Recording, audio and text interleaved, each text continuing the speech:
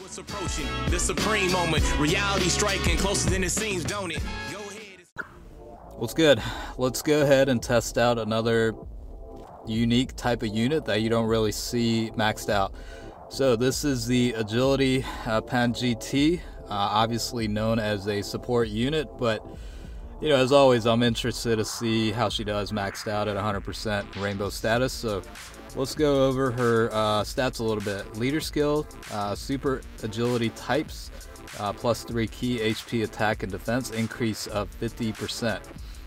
Super attack is a dangerous combination, causes supreme damage to enemy. Allies attack will increase by 25% for 1 turn. The Helm of Adventure is their passive skill, which adds plus 3 key for agility types, and then for super agility types, attack and defense will increase by 40%. So definitely a very useful passive skill for support functions. Link skills, she's got All in the Family that will add 15% toward defense. Saiyan Lineage, that'll add plus 1 key. Battlefield Diva, plus 2 key. GT Link, that'll add plus 2 key, and Shocking Speed, another plus 2 key, and then the Innocence, which will be a 10% increase to attack. She falls into the category of Hybrid Saiyans, and maxed out, her stats are the following. HP will be at 13,953, attack is at 13,125, and defense being 9,818. 12 key multiplier is 135%, and as I said earlier, she was part of the agility character exclusive banner. That's kind of where she showed up. Now you'll notice that for this video, she is part of the mono agility team setup. It was just easier to find Super Saiyan 4 Vegeta friends versus the Ultimate Gohan. So that's the setup I chose. So it really only makes a 10% difference toward attack anyhow between the two setups. So I figured it was okay to go with that method. So yeah, really, she's known for her ability to serve as a support unit through her super attack and then her passive skill. So that's really what she's known for. But it's always interesting to see how they do maxed out at rainbow status. So that's kind of why we're doing it.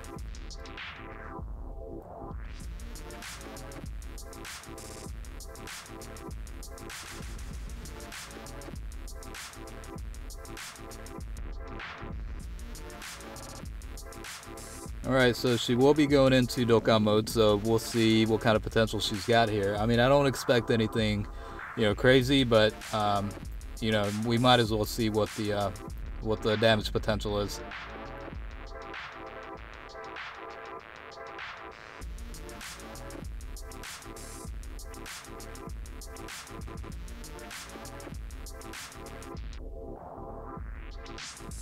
Alright, so without criticals, about 1.2 million in damage. Seems pretty standard for, support and not as heavy hitting type of card, so certainly a respectable output there. And obviously this is a test within a private server environment, so that's kind of why I covered the stats earlier. It may differ a little bit compared to what it is in the game, so there might be slight differences there. The potential system level skills are maxed out at level 20 for combos, criticals, and evasion, so a little bit unrealistic there, but this will be the closest thing to testing out a maxed out unit at its full potential.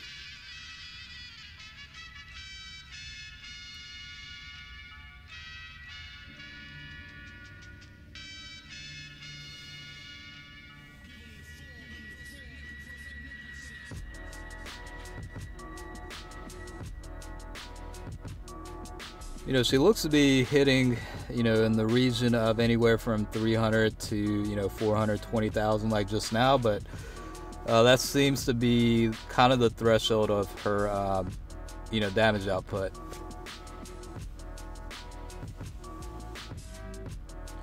Well, I say that, and she's hitting for 550,000 just now, but I guess it really depends on the type of enemy and what their defense is and whatnot, but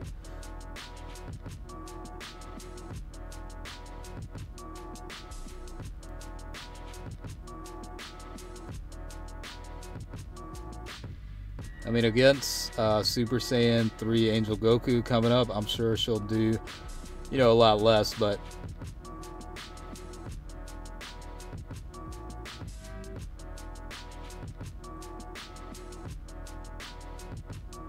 she'll definitely help out the rest of the team, though, through her 40% boost, and then the key links from her passive skill. So that's one of the great features about her. How practical is she in terms of using her on a team when chances are you have much better units. I mean, it's almost like the equivalent of the intelligence type Kid Gohan.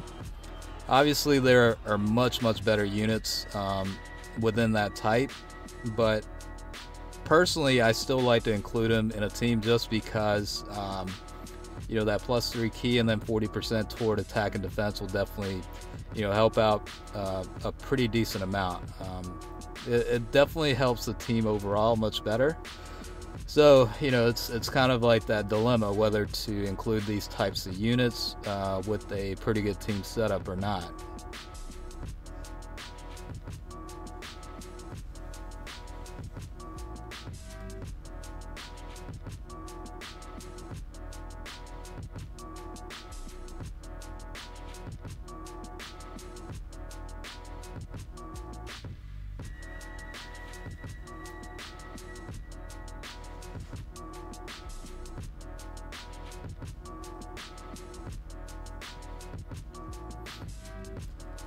So after we wrap up, testing this out in Boss Rush 3, we'll go ahead and switch it up a little bit and, try out different events. Hopefully, maybe I'll pick something where she'll have type advantage too.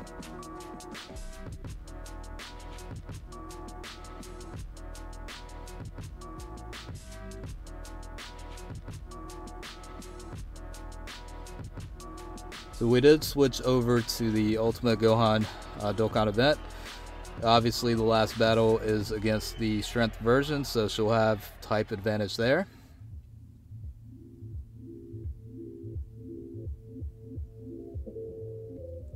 And Gohan is definitely helping a little bit, 25% toward attack there, so that helped out a little bit with her super attack. So we'll see how she does here.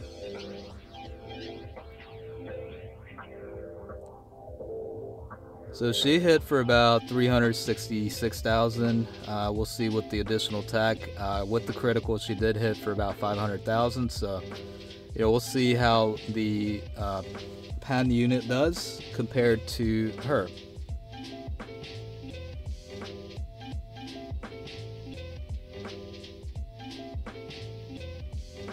So a little bit more, roughly about 30,000 more than previously. So I guess in a way that's kind of a comparison.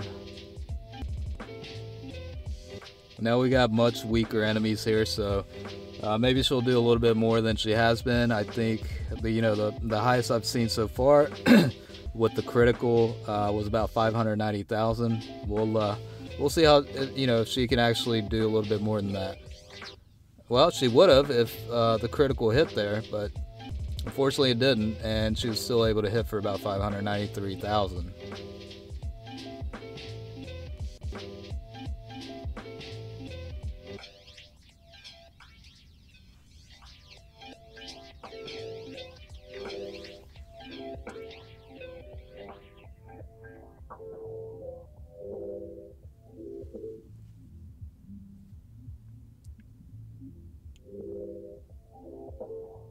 So definitely less with the type disadvantage there.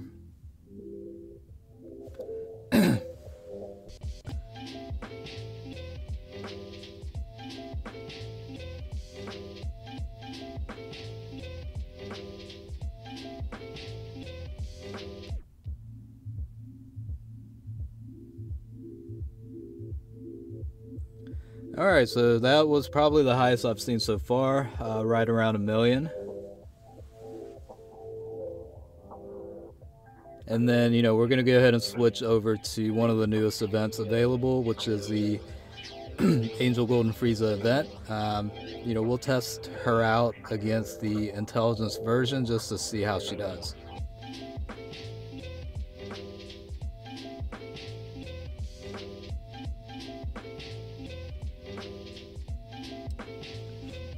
So we'll go ahead and conclude here and see how much damage she'll do against Angel Golden Frieza. But you know, hopefully you guys enjoyed it, and you know, stay tuned for another video next time.